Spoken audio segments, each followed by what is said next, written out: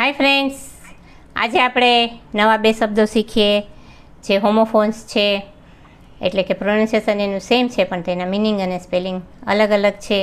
એવા બે શબ્દો છે એલને બે રીતે લખવામાં આવે છે. એક છે AIL એલ અને બીજો છે ALEL. AIL એલ એટલે કે બીમાર થવું, to be ill in pain એટલે કે દુઃખમાં હોવું, અને બીજો એલ છે ALEL એટલે કે બિયર. આ બે વર્ડ્સને આપણે સેન્ટેન્સમાં યુઝ કરીને શીખીએ. તો પહેલું છે he has been ailing with high fever for 3 days, કે તે 3 દિવસથી તાવમાં બીમાર છે. તો તેને એલિંગ કહેવામાં આવે છે. AIL અને એની પાછળ લગાડ્યું છે ING. તો એલિંગ એટલે કે બીમાર થવું, બીમાર છે.